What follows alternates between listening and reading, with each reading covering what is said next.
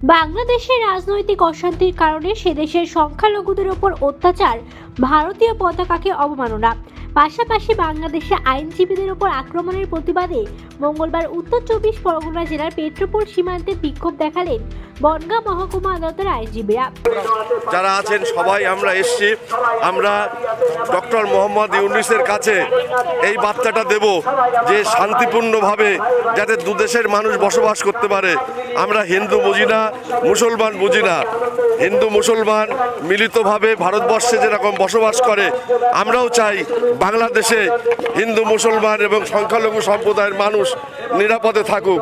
এবং আমরা high commissioner, deputy high commissioner Kolkata এবং হাই কমিশনার অফ বাংলাদেশ, যেটা দিল্লিতে অবস্থিত নয়াদিল্লি, তার কাছে বার্তা দেব মোহাম্মদ ইউনূসের কাছে আমাদের এই বার্তাটা পৌঁছে দেওয়ার জন্য।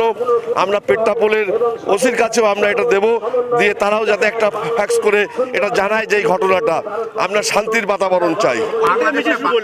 আমরা জয়ন্তীপুর বাজার থেকে পেট্রাপোল পর্যন্ত এই মিছিলটা করলাম। আমরা সেইভাবে আমরা চাই শান্তির বার্তা পৌঁছে দিতে। এটা কোনো রাজনৈতিক ব্যাপার নয়, হানাহানির ব্যাপার নয়, হিন্দু মুসলমানের কোনো ব্যাপার নয়। অনেকে এটা রাজনীতিকরণ করার চেষ্টা করছে, আমরা রাজনীতির মধ্যে নেই। আমরা চাই দুদেশের মানুষ শান্তিতে বসবাস করুক। এদিন বিক্ষোভ সমাবেশে বনগাঁর প্রায় শতাধিক আইনজীবী উপস্থিত ছিলেন। বাংলাদেশে মানবাধিকার লঙ্ঘন হচ্ছে এই অভিযোগে মানবাধিকার দিবসে মিছিল করে বিক্ষোভ প্রদর্শন করেন আইনজীবীরা। এদিন সকালে পেট্রোপোল থানার জয়ন্তীপুর বাজার থেকে মিছিল পেট্রোপোল সীমান্তে দিয়ে পৌঁছায়।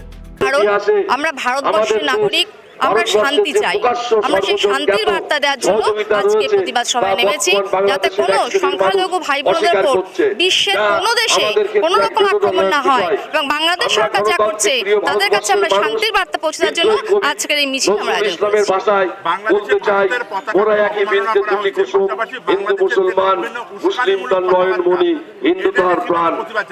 ভারতবর্ষের পতাকা পোড়ানো আমরা দুঃখিত, আমরা ধিক্কার জানাই বাংলাদেশ সরকারকে।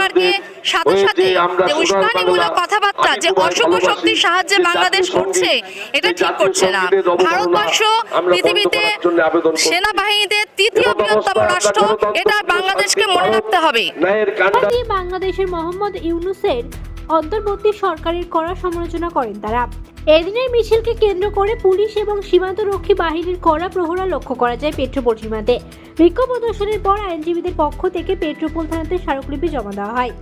বাংলাদেশের চিফ অ্যাডভাইজার সহ বাংলাদেশের ডেপুটি হাই কমিশনারকে এই স্মারকলিপি পাঠানো হয়। এখানে পেট্রাপোলে জমায়েত হয়েছি কারণ দীর্ঘদিন ধরে বাংলাদেশ সংখ্যালঘুদের উপরে যে অত্যাচার চালিয়ে আসছে, আমরা অনেক দিন চুপচাপ সহ্য করেছি যে কোনোভাবে তার থেকে বন্ধ হয় নাকি, কিন্তু আজ পর্যন্ত দেখা যাচ্ছে দিনের পর দিন এই অত্যাচার আরো বেড়ে যাচ্ছে। সেই কারণে আমরা আর বসে থাকবো না, আমরা এর উপযুক্ত জবাব চাই। কিন্তু প্রথমে আমরা ইউনূস সরকারকে সাবধান করতে চাই যে এই মুহূর্তে শান্তির বাতাবরণ আমরা তাদের হুঁশিয়ারি দিতে চাই, যাতে শান্তি বাতাবরণ আসে।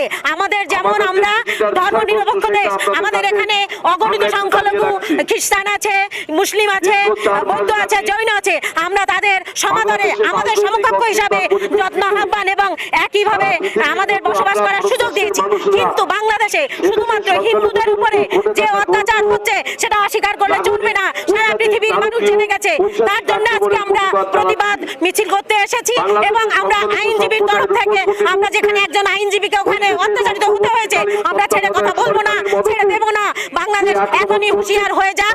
আমরা তাদের কাছে রিকোয়েস্ট করছি, অনুরোধ করছি, এখনই থেমে যাক, বাঁচতে চায় থেমে যাক। যদি না থামায় তাহলে ভারতবর্ষ এবং আইনজীবীরা কত ভয়াবহ হতে পারে সেটা দেখে নেবে।